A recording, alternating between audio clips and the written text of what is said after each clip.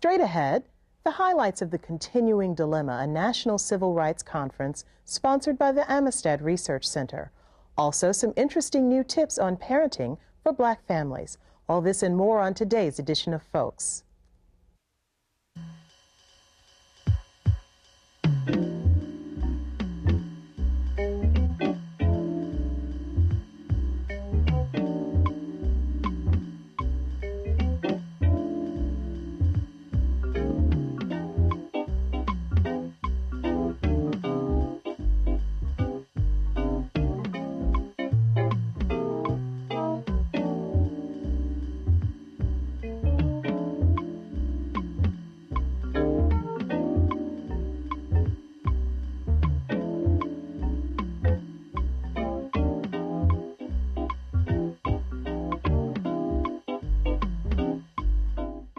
Hello, everyone, and welcome to Folks. I'm Sonia Massengale. 25 years after the Civil Rights Amendment, Black Americans find themselves still fighting new variations of the same old problems. It's gotten more subtle, sophisticated, and intellectual, but racial discrimination is still alive and well in America. We've been taking a look at the new Black agenda into the 1990s and beyond, and that's what today's first feature is all about. The Amistad Research Center in New Orleans hosted the Continuing Dilemma, a national civil rights conference. Scholars and political activists from all around the country came together to ask the question, where do we go from here? Here we find additions to the new Black agenda. The Amistad Research Center was the primary sponsor for the Continuing Dilemma, a national civil rights conference held recently in New Orleans at Newcomb College, Xavier, and Tulane universities. Scholars, teachers, and the politically active were treated to 4 days of lectures and workshops featuring nationally known figures, politicians, and civil rights activists. Julianne Malveaux, economist and syndicated columnist, gave her analysis of how Black Americans can go about reaching first-class economic citizenship. Well, frankly, past discrimination, if you look at some of the wealth data, despite the fact that you're closing educational gaps and you're closing income gaps, and even among the middle class, you're closing some of the savings gaps, you still find, a third of all African Americans have no vehicle, no means of transportation, car, truck, or van, compared to only 12% of whites. 46% of blacks are owners compared to 64% of whites. 52% of Black families have no savings or financial assets compared to only 24% of whites. Only 5% of all African American households have IRAs, individual retirement accounts, compared to about 20% of whites. And you consistently get a gap in wealth. Now, wealth is intergenerational transfers. It has nothing to do with the money that you're making today. Well, it has little to do with the money you personally make today, and much to do with what money you're able to pass on to your kids, to your families, or that you yourself were able to accumulate. And the biggest problem with Black accumulation has been past discrimination, because accumulation is something that's historical. And we have not had the historical ability, by and large, to accumulate. We're just beginning to see a sizable middle class. 1 in 6 Black American families earns more than $50,000 a year. So we're just beginning to see that, and many of those people are competitive and doing very well. But when they talk about starting businesses, they not only have less capital, less access to capital, and less ability to attract capital than a white counterpart. So people don't like to talk about past discrimination. It's not a very popular topic, especially, I gather, here in Louisiana, where you've produced the likes of a David Duke. But it's something that has to be dealt with. If you don't deal with it, what you end up doing is really stirring this white resentment. Whites saying, why do you have all these policies for blacks and no policies for us? And that's why, as I say, I've come closer to looking at reparations as just one way to cut through a lot of the nonsense to say, let's make these people whole and move on to the next phase. Just how effective have affirmative action programs such as minority set-asides or hiring practices been for the majority of Black Americans? Clearly, affirmative action does not help the welfare mother who has 3 children and is very poor. Affirmative action can do nothing for her. There has to be a preparation process. And so educational access becomes also important. But education is only a necessary, not a sufficient condition for full-class economic citizenship. We really have to look at access to wealth, access to capital, and affirmative action has never provided that. Minority set-asides, another interesting story. they have been responsible for the creation of some black businesses, especially in their heyday, in the 1972 to 76 period, the black capitalism period that was ushered in by Nixon and continued by Ford. Since then, I mean, at one point in time, when Mesbig offered loans at 2% above the prime rate, you were talking interest rates of 23%. Well, no one is going to go into business under those conditions. And as people have done investigations and found white people behind the black front, there has been a lot of criticism of MBE, WBE set-asides. I think the set-asides are important, but I don't think that we can rely on them. They don't create businesses.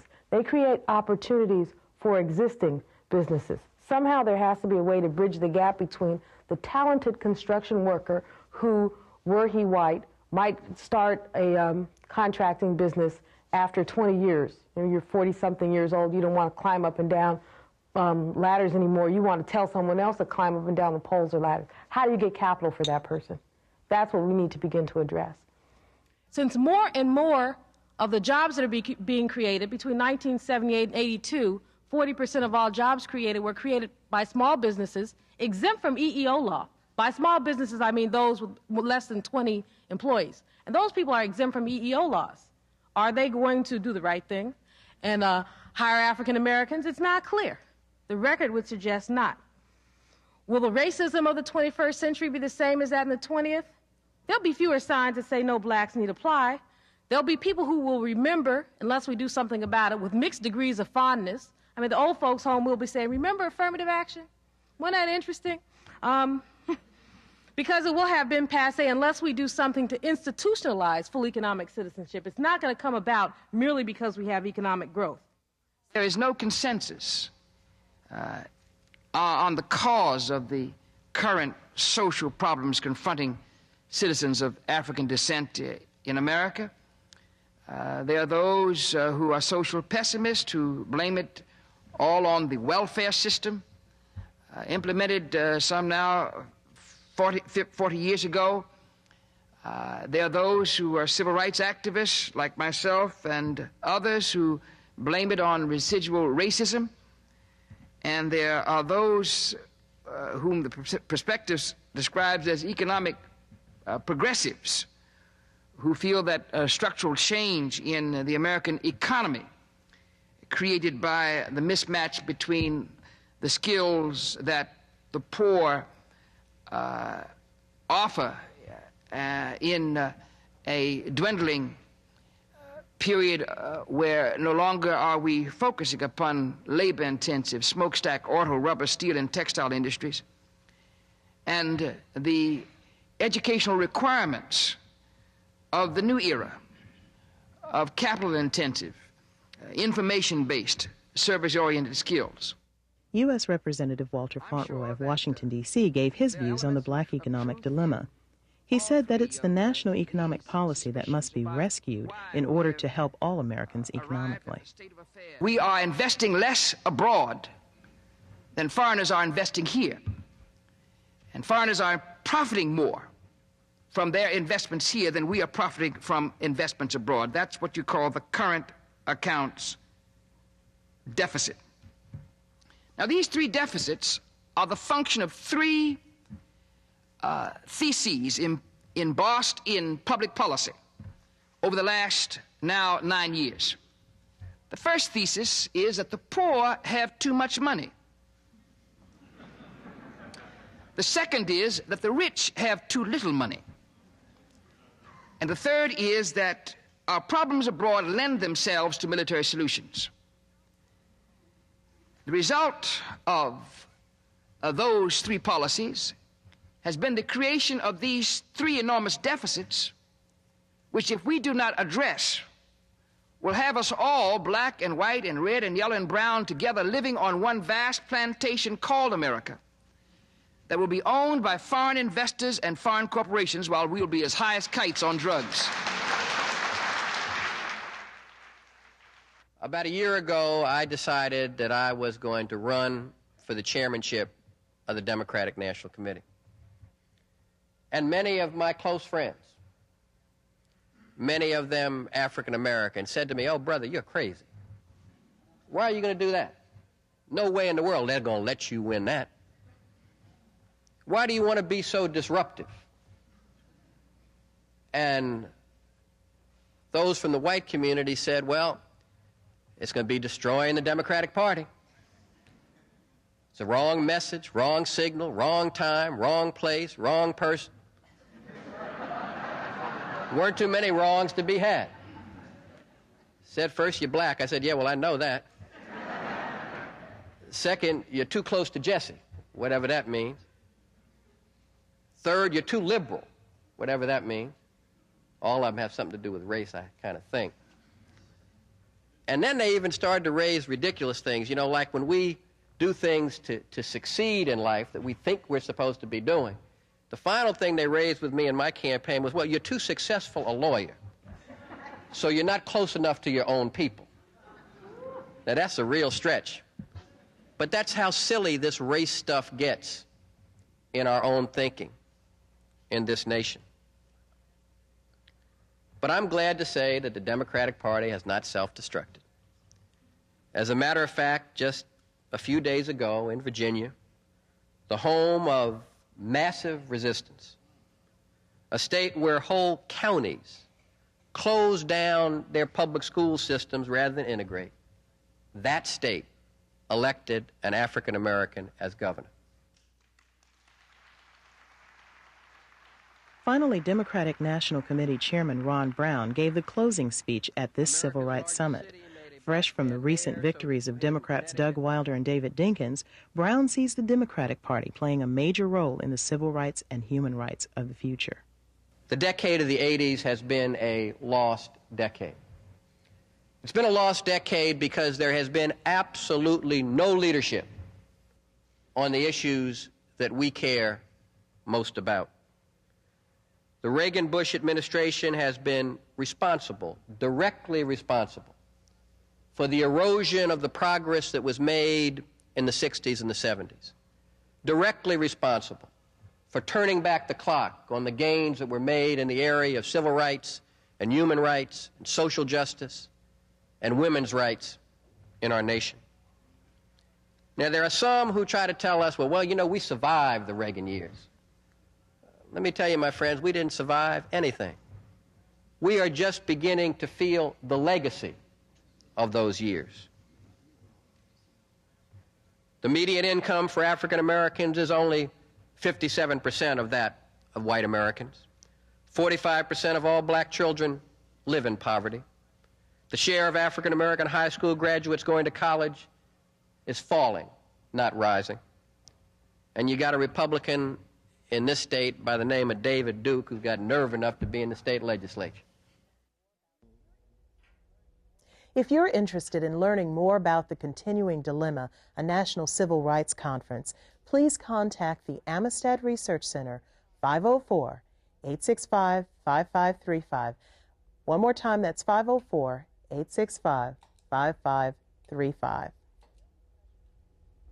No discussion of the new black agenda would be complete without some goals for the black American family.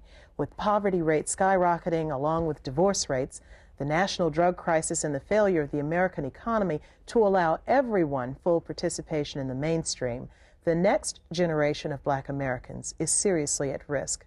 The U.S. Commerce Department Bureau of the Census reports that 1/3 of all black Americans live below poverty levels, and 1/2 of poor black Americans are children under 18 years of age.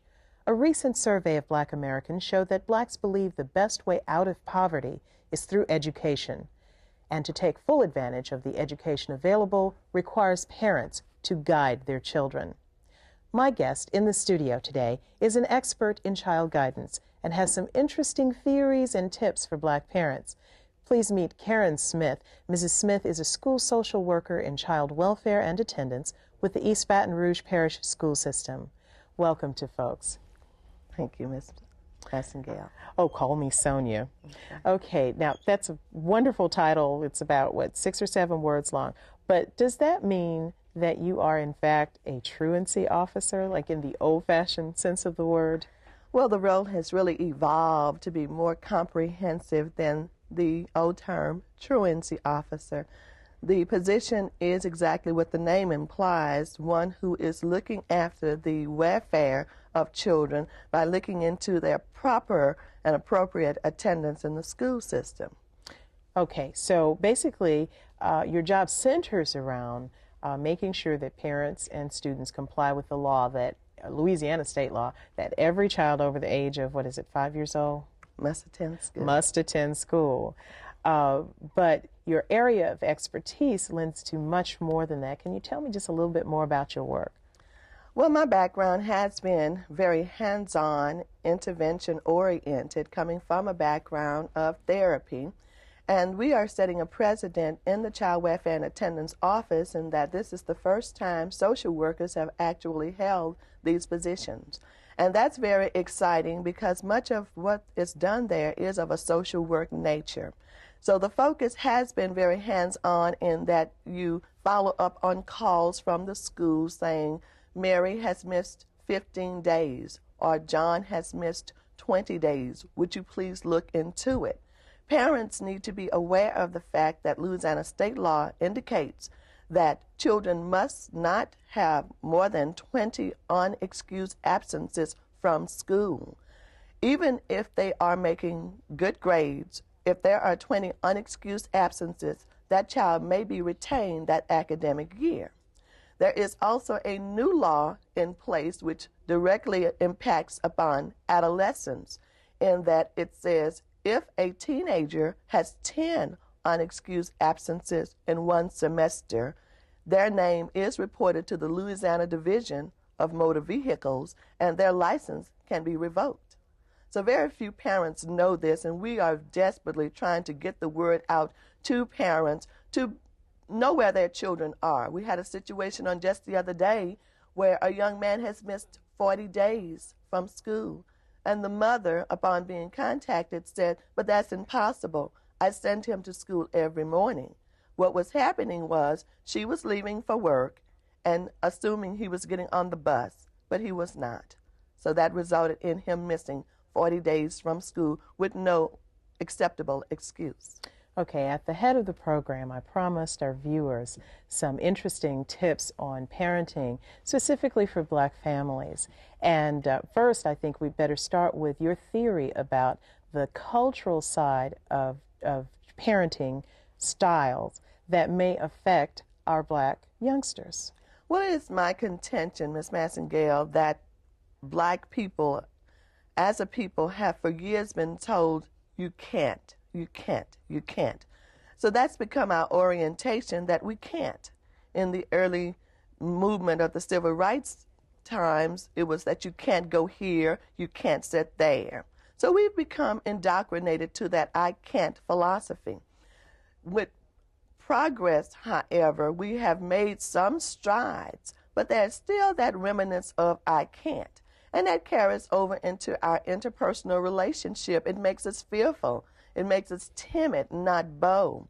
And when it impacts upon the family, it affects the parent with, I really can't tell my child to do this or do that. But in our generation, your parent could tell you to do anything. So with the passage of time and sophistication and reading of psychology today and wanting to be a very modern mom and dad, we have really become proponents of what I can't do and what the child can do.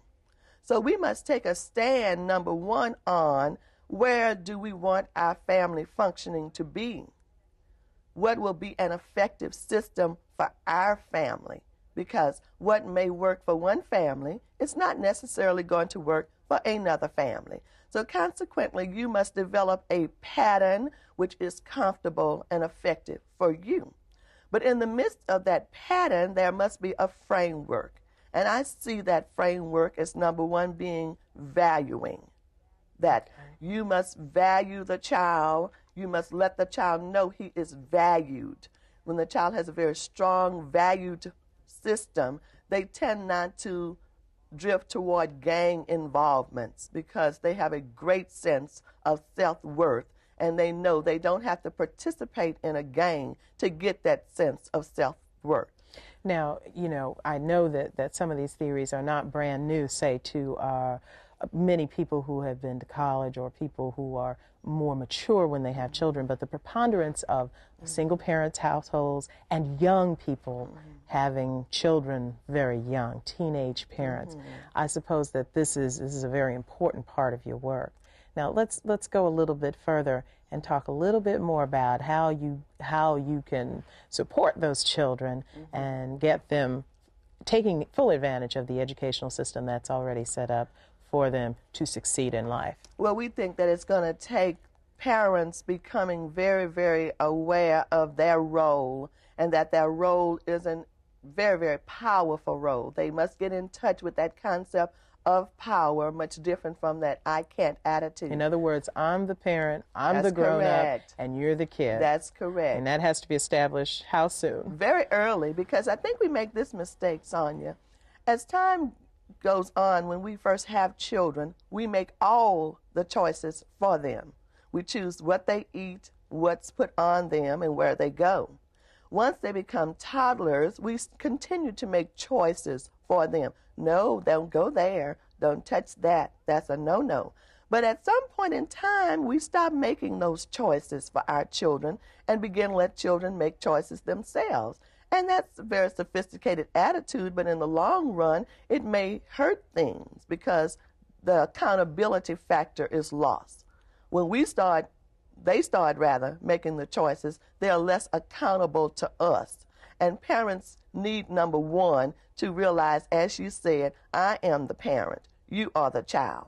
I will continue to make choices. Now, as time goes on and the child grows older and matures, they may participate in that choice process. But when parents completely relinquish their authority to children to decide where they are going to go, what they are going to wear, when they are going to come in, who they're going to associate with, that's going to create a very big problem. Okay, now I can hear some parents out there saying, my God, it's hard enough to keep the food on the table and keep a roof over their heads. I mean, isn't the school going to do something about this? What, why me?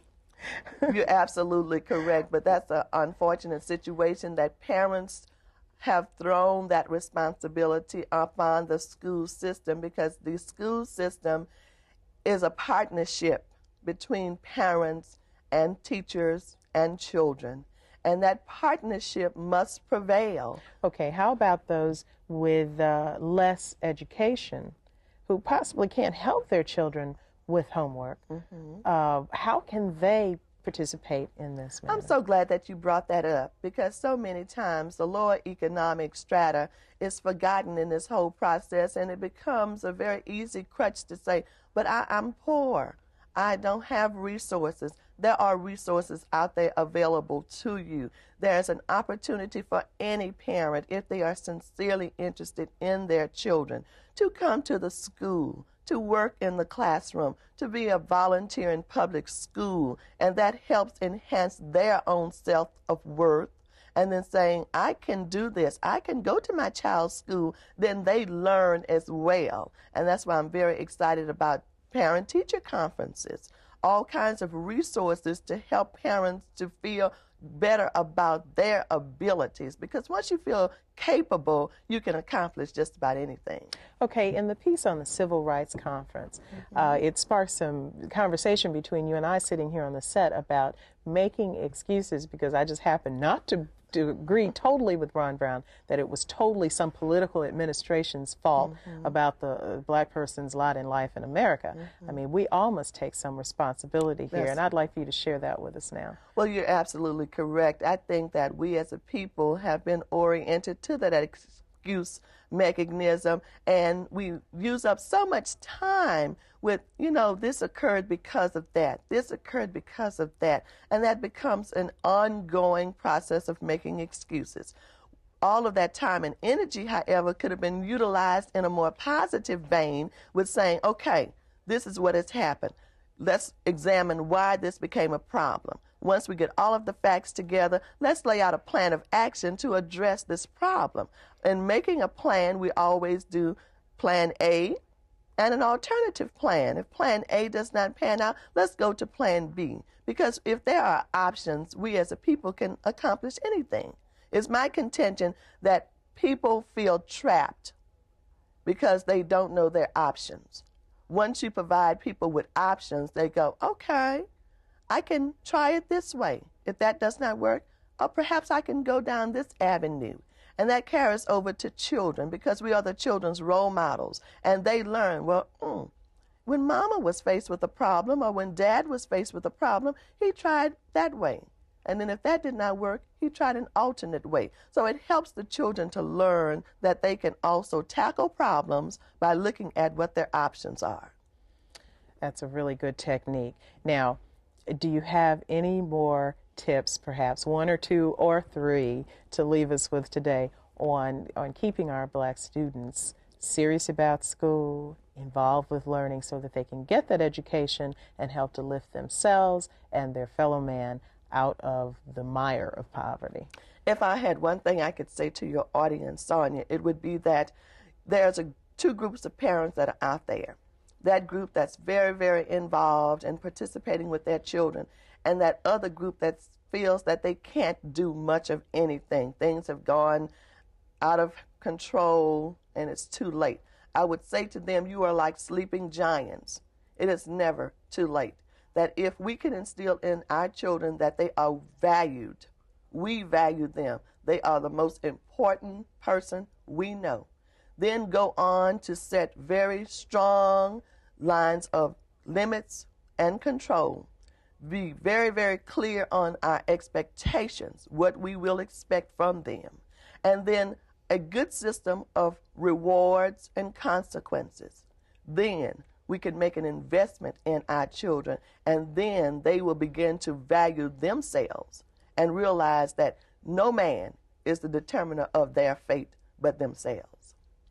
You know, my mother is a specialist in early childhood education as well, and sociology of the family and the child, and she always said that there is no such thing as a bad child, but there are bad parents and poor guidance, and that can create what seems like a bad child, but if guided properly, a child can achieve much. Would you agree with that? I agree totally, because children need to be told, and parents need to be cognizant of how they talk to children and then how they talk about children with others. Because if a child overhears his parents saying, Johnny is so bad, I can't do a thing with him, that becomes the expected, okay? Johnny says, well, why shall I behave? Because that's not expected of me. So there aren't any bad children. Children do bad things, and they need to know there's a difference between doing bad things and being a bad person. Okay, real quick. What if the parent has done everything they possibly can and that child is still going wrong? Is that where your office can help play a role also? Well, no, really, that's where the criminal justice system will have to come in. Oh, boy. And that's what we're trying to avoid. Our office wants to intervene now just in terms of absenteeism and suspensions, okay? Thank you so much for being here. We're out of time for today. And I hope to see you here again on Folks in the future. I really enjoyed that. I enjoyed it. I really enjoyed it. Thank you. Be sure to tune in next week for another edition of Folks. Bye-bye.